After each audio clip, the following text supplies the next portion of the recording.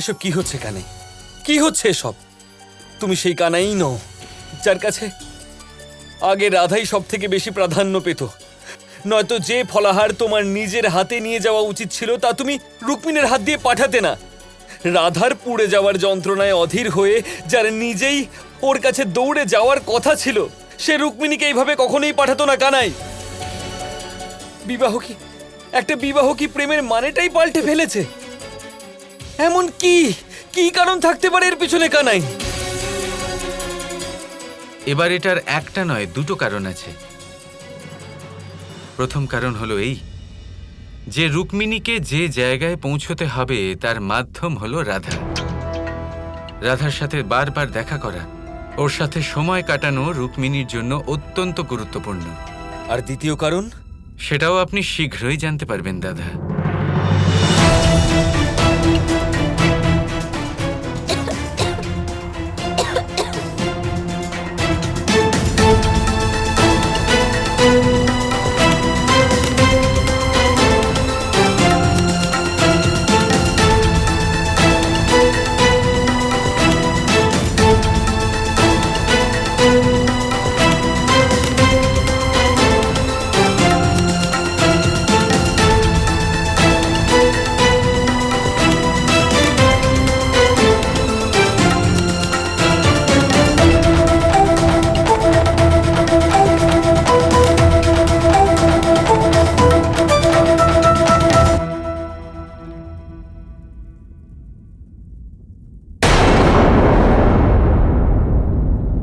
রাধা, রাধা এটা কি করছো? যদি যদি তোমার গলায় কষ্ট হয় তাহলে তুমি ফল কেন খাচ্ছ? আসলে তুমি এত ভালোবেসে নিয়ে এসেছিলে তাই জন্য। আপনার এখন এসব খাওয়া উচিত নয়। এতে আপনার গলায় যে কষ্ট হচ্ছে সেটা বাড়তে পারে। না না, আমি একদম ঠিক আছি, আমার কিচ্ছু হয়নি।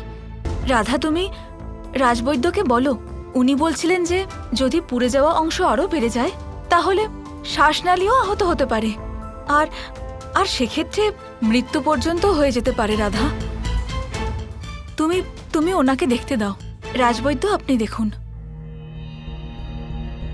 একটু মুখটা হাঁ করুন।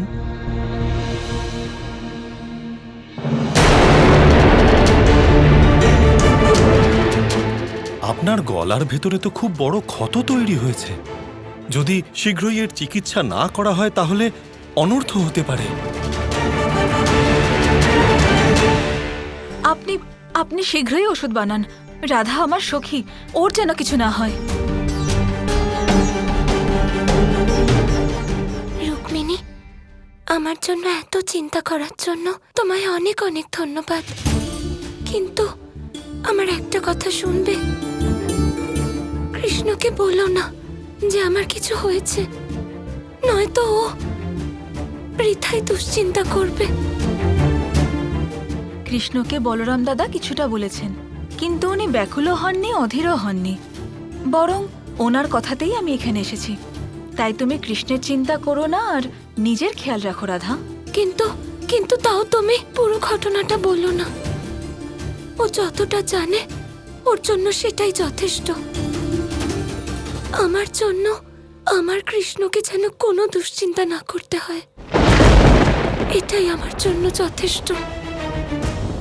আমার কৃষ্ণ? রাধা, তুমি এটা কিভাবে বলতে পারো? কৃষ্ণ সবার, রুক্মিণী। ওর অস্তিত্ব বিপুল, ও সবার। ও যতটা তোমার ততটা আমার। আমি শুধু এটুকু জানি যে আমি হলাম ওনার স্ত্রী। তুমি এসব কথা বাদ দাও আর নিজের খেয়াল রেখো।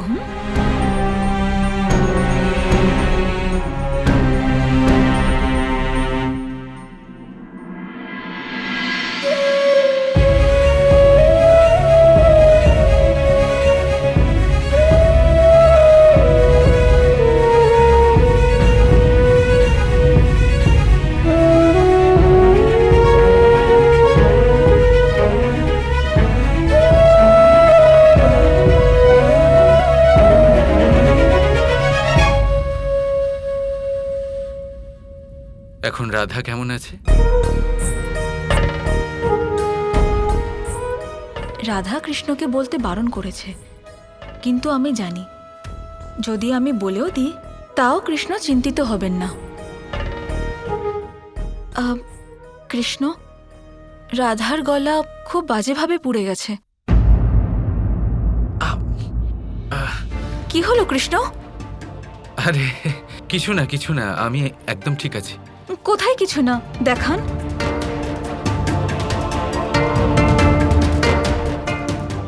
আপনার মুখ খুলুন। কিন্তু রুক্মিণী, কৃষ্ণ, মুখ খুলুন।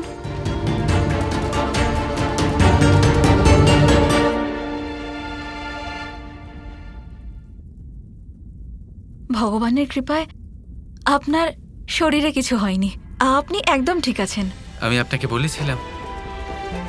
আচ্ছা রুক্মিণী, এখন আমি কিছুক্ষণ বিশ্রাম করিনি, তারপরে সকালে উঠে আমায় আপনার জন্য রাঙালুও নিয়ে আসতে হবে। না কৃষ্ণ, সে তো আমি এমনিই বলে ফেলেছিলাম। আমার রাঙালো লাগবে না, আপনি বিশ্রাম করুন, ঠিক আছে?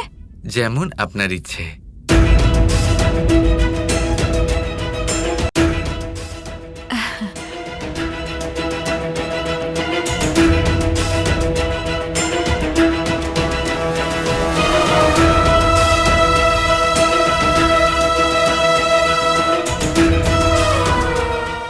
এটা কি? কৃষ্ণ তো সত্যি রাজি হয়ে গেলেন।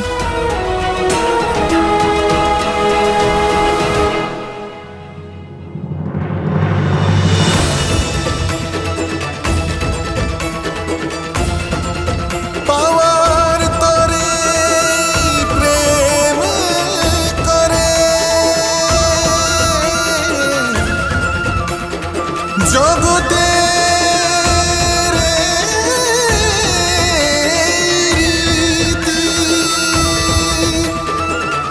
প্রেমের অর্থ বুঝাবে রাধা কৃষ্ণ প্রেম।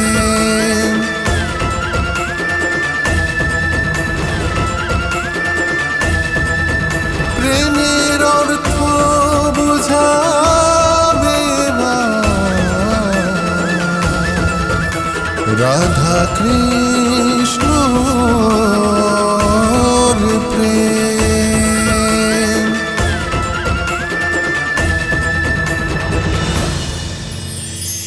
কিছু মানুষ এরকম ভেবে থাকেন যে পরিশ্রম করার দরকারটাই বা কি। এই প্রকৃতি আমাদের সবকিছু দিয়েছে, জন্ম দিয়েছে, জীবন দিয়েছে। এই প্রকৃতিই আমাদের পালন পোষণও করে নেবে। এবার আপনি বলুন, কখনো দেখেছেন সিংহকে কারোর সেবা করতে? দেখেননি তো। কখনো আপনি দেখেছেন পাখিকে চাকরি করতে? দেখেননি তো। তাও নিশ্চয়ই তাদের পেট ভরে। চলুন, আপনার এই কথা আমি মেনে নিলাম। এবার আপনি আমার একটা কথার উত্তর দিন। আপনি কখনো দেখেছেন কোনো প্রাণী নিজে হেঁটে এসে সিংহের মুখে এসে বলছে যে আমাকে আপনি খেয়ে ফেলুন, আমাকে নিজের খাদ্য করে নিন, নিজের পেট ভরিয়ে ফেলুন? এরকম তো কখনোই হয় না। সিংহ নিজের খাবার বনেই পেয়ে যায়, কিন্তু শিকার তাকে নিজেকেই করতে হয়। যদি এটা না করে তাহলে সে অনাহারে মরে যাবে। যদি কথা বলা হয় পাখির, তাহলে বলি প্রকৃতি ওকে খাবার নিশ্চয়ই দিয়েছে, কিন্তু সেই খাবার খুঁজে নিতে হয় তাকে নিজেকেই। নিজেকে বাঁচিয়ে রাখার জন্য বাসা বানাতে হয় তাকে, যার জন্য অত্যন্ত পরিশ্রম করতে হয়। এই পরিশ্রম থেকে বিমুখ হবেন না, কারণ এই পরিশ্রমই অনেক দূর পর্যন্ত আপনার ভাগ্য বানাতে পারে। জীবনের সামনে এগোনোর জন্য আপনাকে পরিশ্রম করতেই হবে। তাহলে আসুন আমার সাথে ভালোবেসে বলুন, রাধা রাধা।